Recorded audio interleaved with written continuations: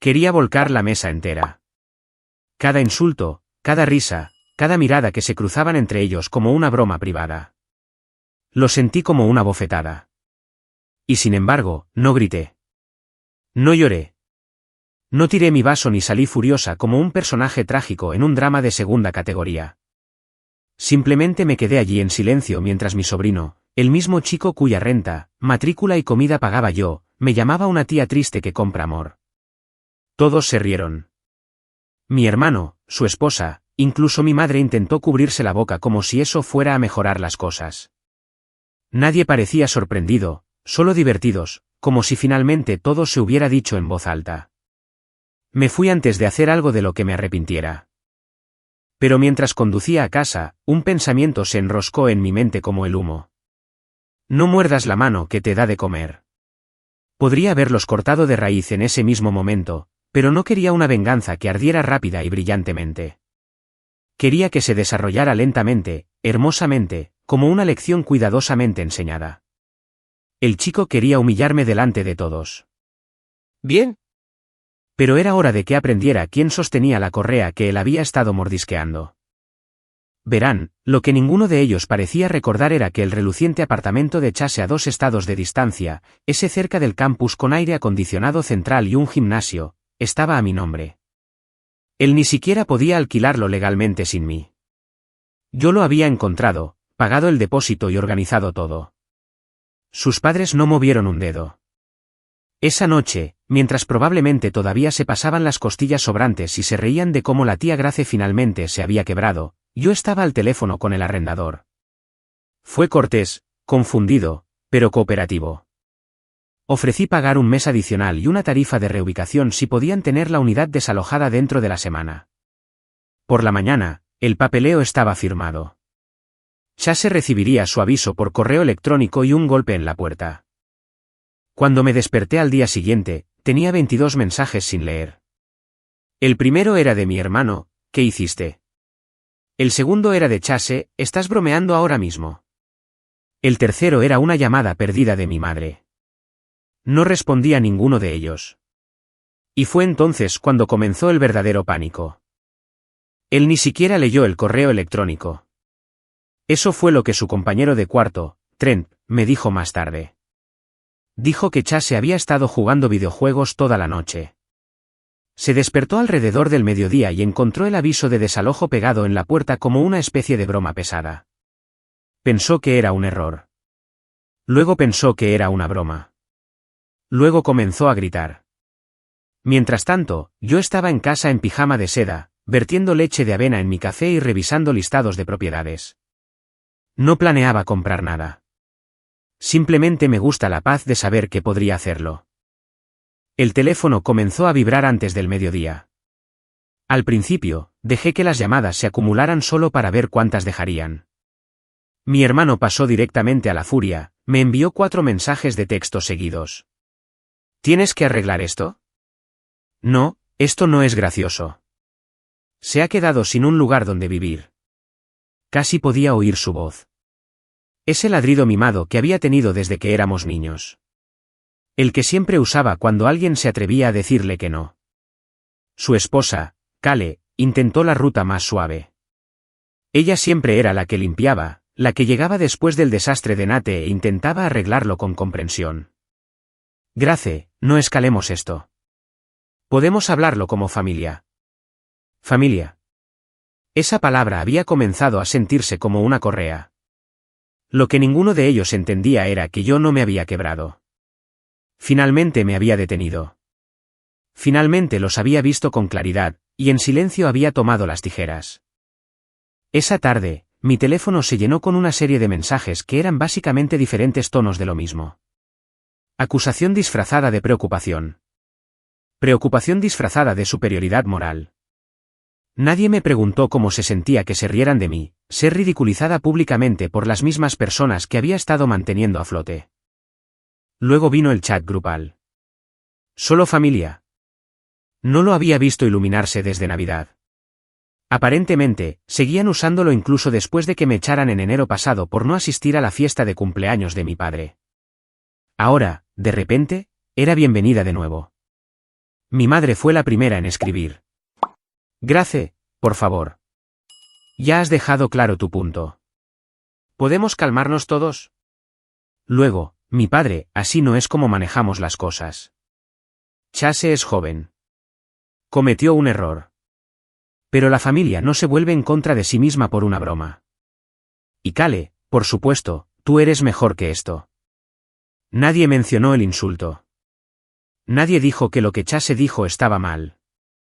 Todo se trataba de cómo yo había reaccionado.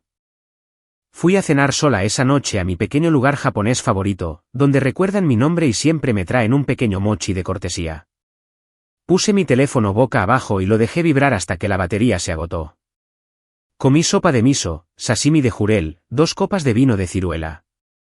Cuando finalmente revisé mi teléfono de nuevo, Nate me había enviado un último mensaje. Entonces, todo esto es por tu pequeño y triste ego y tu fea nariz torcida. Pensé que habías superado el drama de la secundaria. Supongo que no. Fue entonces cuando dejé de sentirme divertida. Llamé a mi contador a la mañana siguiente, corté los pagos de la matrícula, congelé la tarjeta de crédito que le había dado a Nate hacía 2 años cuando solo necesitaba ayuda por unos meses. Cancelé el apoyo para el alquiler del condominio de mis padres, todos los salvavidas. Silenciosamente, rápidamente, con precisión. Aún no lo sabían, pero estaban a punto de descubrir qué sucede cuando la billetera se va. Comenzó alrededor de las 8 de la mañana del día siguiente. Llamada perdida de Nate. Llamada perdida de mi madre. Otra de mi padre. Todas seguidas de mensajes de voz que no escuché. Supuse que si eran importantes, me enteraría pronto por otra persona. Para el mediodía, se dieron cuenta de lo que había sucedido. Nate intentó usar la misma tarjeta de crédito que había estado usando casualmente para gasolina y compras, y fue rechazada. Chase, recién expulsado de su apartamento, ahora vivía en su coche con una cesta de ropa sucia y un microondas que no podía enchufar en ninguna parte. Y mis padres, bueno, su depósito mensual no apareció el día 22 como lo había hecho durante los últimos 7 años. Fue entonces cuando comenzaron las llamadas reales. Mi madre dejó 6 mensajes de voz antes de cambiar a mensajes de texto. Quería saber si estaba bien, si me habían hackeado, si había estado bebiendo. Mi padre llamó desde la línea de su oficina. No había hecho eso en años. No respondía a ninguno de ellos. Nate, por supuesto, no perdió el tiempo con sutilezas. Fue directo al grano. Estás castigando a todos porque tus sentimientos resultaron heridos. Madure. ¿Crees que eres intocable porque ahora ganas dinero? Olvidas quién estuvo ahí para ti cuando no eras nadie. Esto es cruel y patético. No eres una reina. Solo eres amargada y estás sola. Amargada y sola. Claro. Es curioso como cuando das, al principio es gratitud, luego es un derecho adquirido, luego silencio, y en el momento en que te detienes, de repente eres la villana. No fui cruel. Fui quirúrgica. Dependieron de mí durante años. En silencio, por supuesto. Nadie dijo nunca gracias, pero ciertamente vivieron más cómodamente por ello. Ropa nueva, una mejor escuela para Chase, reparaciones en la casa, facturas dentales, vacaciones que de alguna manera lograban hacer funcionar. Y en el momento en que dejé de desempeñar el papel de benefactora invisible, no pudieron mantenerse ni por un solo día. La mejor parte fue cuando el propio Chase finalmente me envió un mensaje de texto, como una pequeña bandera blanca asomando entre la niebla. Lo siento. Vale, estaba borracho. Solo era una broma. ¿Podemos arreglar esto, por favor? Lo miré fijamente durante un rato. Luego bloqueé su número. Al final de la semana, Cale me envió un largo mensaje de Facebook desde una cuenta falsa porque también la había bloqueado a ella. Básicamente era un ensayo de 2 páginas sobre cómo estaba destruyendo a la familia. Que solo intentaban bromear conmigo porque pensaban que éramos cercanos. Que estaba desechando relaciones por una sola noche. Pero no fue solo una noche. Fueron años. Y todos ellos lo sabían. Ese fin de semana, mis padres organizaron lo que solo puedo describir como una trampa. Me preguntaron si me reuniría con ellos en un nuevo lugar de brunch en la ciudad. Solo nosotros dos, había escrito mi madre. Sin drama. Aparecí por curiosidad. Adivina quiénes estaban sentados allí, ya tomando café. Nate, Cale, Chase. Me di la vuelta y salí antes de que se dijera una sola palabra. Les tomó 3 días más darse cuenta de que no iba a volver. La mañana después de la emboscada del brunch, mi padre envió un texto que intentaba sonar calmado, pero apestaba a pánico. No manejamos bien las cosas. Tu madre está disgustada. Arreglemos esto. Solo queremos a nuestra familia de vuelta. Lo miré mientras tomaba café, luego dejé el teléfono y me alejé. Esa era la diferencia ahora. No me apresuré a responder, a explicar, a suavizar las cosas como siempre solía hacer. Querían la versión antigua de mí, la callada, la que pagaba y perdonaba y se lo tragaba todo. Ella ya no vivía aquí. 2 días de silencio debieron haberlos llevado al límite, porque Nate apareció en mi casa. Nunca lo había invitado a mi condominio. Él nunca preguntó, pero supongo que mis padres le dieron la dirección, probablemente pensando que sería demasiado educada para cerrarle la puerta en la cara. Tocó el timbre, golpeó, esperó. Lo observé en mi aplicación de seguridad, parado allí con una sudadera con capucha y los vaqueros de ayer, como si esperara una cálida bienvenida y un borrón y cuenta nueva. Estuvo afuera por más de 10 minutos, caminando de un lado a otro, sacando su teléfono, enviando mensajes a alguien, probablemente a mi madre. Luego gritó hacia la puerta como si fuéramos vecinos en una comedia de situación.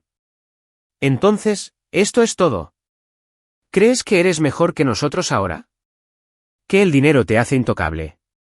No me moví, no respondí, ni siquiera parpadeé. Finalmente se rindió y se fue, haciendo una seña obscena a la cámara del timbre al salir como un adolescente que ha perdido una discusión. Fue tan infantil que de hecho me reí. Al día siguiente, llegó una carta a mi buzón, escrita a mano, cuidadosamente doblada. La caligrafía de mi madre, nítida y serena.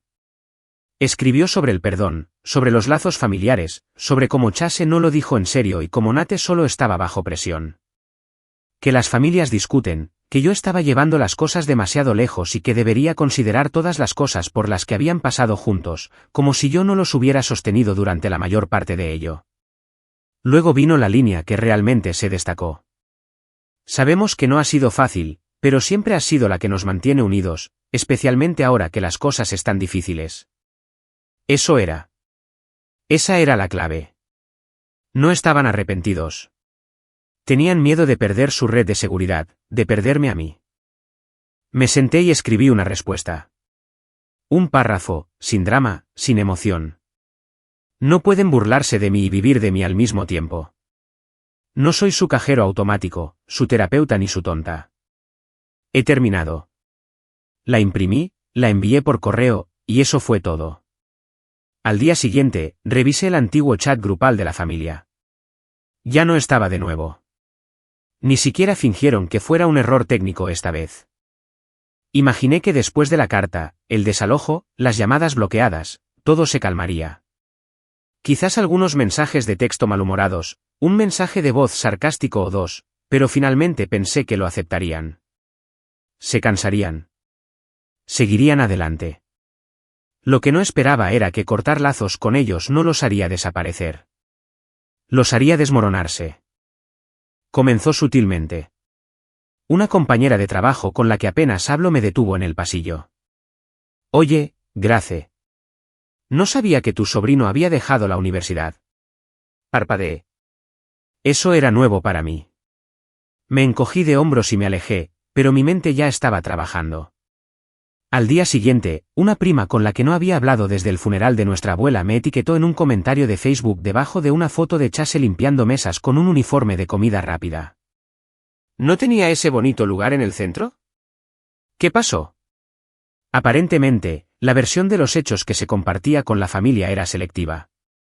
Algo sobre Chase tomándose un tiempo libre para reencontrar su camino y cómo las cosas se habían puesto apretadas financieramente. Ninguna mención de quién solía pagar qué. Ninguna mención del tequila o el insulto o las risas. Estaban reescribiendo la historia, solo que no podían mantenerla coherente. La gente hacía preguntas y Chase, que solía publicar fotos filtradas de vistas a la piscina y zapatillas de deporte carísimas, ahora de repente estaba muy desconectado. Luego recibí un mensaje de texto de un número que no reconocí. Hola, Grace. Soy la señora Ferris. Soy la asesora de Chase. Me dijeron que podrías ayudar con algunos trámites académicos relacionados con su vivienda. ¿Podemos hablar? No respondí. Archivé el mensaje. Quería crecer tan rápido, que aprenda por sí mismo cómo funcionan los contratos de arrendamiento y los formularios de retiro. Luego vino algo que realmente no esperaba. Un golpe en la puerta de mi oficina. Mi asistente se asomó, incómoda. ¿Tienes una visita? Dice que es tu tía Lauren. No había hablado conmigo en años. Apenas intercambiábamos saludos en las bodas. Pero allí estaba ella, de pie en mi vestíbulo, sosteniendo un café con leche y una bufanda doblada. Parecía cansada, un poco mayor, ni presuntuosa, ni nerviosa. Simplemente harta. Nos sentamos durante 5 minutos en la cafetería de enfrente. Dijo que había oído lo que pasó. Dijo que Nate siempre había sido así. Dijo que lamentaba que yo tuviera que ser la que finalmente dejara de alimentar el fuego. Luego dijo algo que se me quedó grabado. Solo lo llaman traición cuando dejas de permitir que se alimenten de ti. Nunca lo olvidé. Pero la verdadera sorpresa llegó 2 días después. Una caja grande en mi puerta. Sin dirección de remitente. Ligera pero bien sellada. Dentro estaban todas y cada una de las tarjetas de cumpleaños que le había enviado a Chase. Cartas, sobres festivos, notas de graduación, una foto nuestra de cuando él tenía quizás 8 años. Ambos riendo, abrazados, de un día en el lago al que lo llevé cuando sus padres estaban demasiado ocupados. Lo enviaron todo de vuelta como si yo fuera una extraña que había enviado el correo equivocado. Como si nada de eso hubiera importado nunca. Sin nota, sin explicación, solo un desprecio silencioso envuelto en cartón. Me quedé allí de pie mucho tiempo. Luego volví a meter todo dentro, sellé la caja de nuevo y escribí una palabra en la parte superior con un marcador negro grueso, donado. La dejé en un refugio a la mañana siguiente. Que alguien más encuentre valor en lo que ellos desecharon. Y esa tarde, hice algo que no había hecho en años. Reservé un viaje en solitario. No por negocios, no por la familia, por mí misma. A algún lugar cálido y distante, donde nadie me preguntaría sobre sobrinos o festividades o por qué viajaba sola. Elegí un asiento junto a la ventana, en primera clase, y sonreí cuando hice clic en confirmar. Podían quedarse con su silencio. Yo me quedaba con mi paz. El viaje se suponía que era un reinicio. No le dije a nadie a dónde iba. Ni siquiera me reporté en el trabajo. Simplemente empaqué un equipaje de mano y volé hacia el oeste. Una suite de 5 estrellas junto al océano. Balcón privado. Sin planes. Era la primera vez en mi vida adulta que me despertaba sin obligaciones, sin nadie a quien llamar, sin nadie a quien responder, solo el océano, el café y el tipo de silencio que no duele. Llevaba 3 días en esa quietud cuando la primera sombra se deslizó de nuevo. No fue una llamada o un mensaje de texto. Fue un correo electrónico marcado por mi asistente, reenviado con un vacilante: pensé que deberías ver esto. Una oficina financiera de la Universidad de Chase se había puesto en contacto. No conmigo directamente, habían contactado al departamento de facturación de mi empresa, asumiendo que yo todavía era su contacto financiero. Adjunta había una carta formal solicitando el restablecimiento de un patrocinio privado previamente acordado. Sin disculpas, sin explicación, solo un intento silencioso de tirar de la correa de nuevo, disfrazado de lenguaje administrativo educado. No respondí de inmediato. En su lugar, salí a caminar. Caminé descalza por la playa durante 1 hora hasta que pude dejar de ver todo rojo. Luego envié el correo electrónico más limpio que he escrito. Ya no estoy involucrada en los asuntos financieros de Chase Ellison. No he firmado ni me he comprometido a ningún acuerdo legal. Por favor, eliminen mi contacto de toda correspondencia de facturación en el futuro. Copié a su oficina legal. Luego cerré mi computadora portátil y pedí una bebida. Pensé que eso sería todo, pero lo subestimé. 2 días después, recibí una llamada de la oficina de seguridad de mi empresa. Aparentemente, mi padre había telefoneado a la recepción fingiendo ser un inversor. Dijo que necesitaba confirmar mi fecha de regreso. Le dijo a la asistente que su hija no estaba bien y que era un asunto familiar privado. Lo habían marcado y notificado a Recursos Humanos, lo que significaba que ahora, profesionalmente, este circo estaba cruzando límites. Ese fue el momento en que todo se cristalizó para mí. Esto no se trataba de amor. Nunca lo fue. Se trataba de acceso. Yo no era una persona para ellos. Era una tarjeta que dejó de funcionar. Reservé un nuevo hotel esa tarde, pagué en efectivo. Volví a reservar mi vuelo de regreso con mi segundo nombre a través de una aerolínea diferente a un aeropuerto diferente. No era paranoia. Era estrategia. Había visto suficiente de lo que eran capaces de hacer cuando estaban desesperados. Cuando finalmente aterricé de vuelta en casa, no se lo dije a nadie. Tenía el teléfono apagado, las persianas bajadas, y por primera vez en años, mi apartamento se sentía como si me perteneciera a mí, no como una estación de carga temporal entre emergencias familiares. Me serví una copa de vino y comencé a hacer limpieza, digitalmente. Bloqueé todos los números que no había bloqueado ya. Eliminé antiguos chats grupales, borré contactos de respaldo de cuentas en la nube, eliminé invitaciones de calendario que todavía mostraban el cumpleaños de Nate, la cena de aniversario de Cale, la falsa graduación de Chase. Pero entonces algo llamó mi atención. Una alerta de entrega, un paquete de un remitente desconocido. Subí, lo abrí. Dentro, un viejo álbum de fotos, uno que no había visto en años. Mi caligrafía en la portada interior. Era mío. Hecho para Chase cuando tenía 10 años. Fotos nuestras de fines de semana y vacaciones. Notas escritas a mano. Notas que apenas recordaba haber escrito. Deseos de cumpleaños. Ánimos antes de los exámenes. Billetes de dinero pegados a tarjetas con pequeñas bromas de no le digas a tu madre. Tampoco había nota de devolución esta vez. Solo el álbum dejado para que hablara por sí mismo. No lo habían destruido. Lo habían devuelto en silencio, como si quisieran que supiera que no lo habían olvidado, pero que ya no significaba nada para ellos. Pero entonces, metida en la funda trasera, doblada cuidadosamente, había una sola hoja de papel. Casi no la veo. Era de Lauren. Les dije que no enviaran esto. Les dije que verías a través de ello.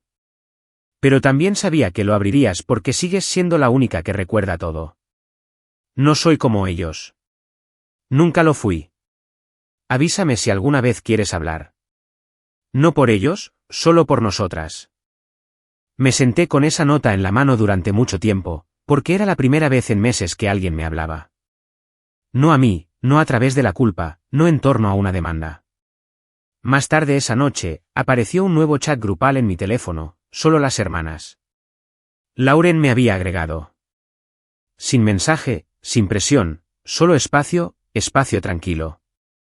No respondí de inmediato, pero tampoco abandoné el chat. Quizás así es como comienza de nuevo. No con el perdón, con la sustracción, con el silencio y con una persona que se mantiene firme, negándose finalmente a ser encontrada. Pasaron 2 meses. Seguí esperando algo. Una tarjeta, una carta, otro extraño intento de manipulación disfrazado de sentimentalismo. Pero no hubo nada. No más llamadas de Recursos Humanos, no más visitas sorpresa. Era como si finalmente se hubieran dado cuenta de que no estaba bromeando. En esos 2 meses, respiré de manera diferente. Leí más, dormí mejor. Incluso comencé a dibujar de nuevo, algo que no había tocado en años. El chat de solo las hermanas se mantuvo en silencio. Unos pocos mensajes de Lauren. Un artículo por aquí. Un meme divertido por allá.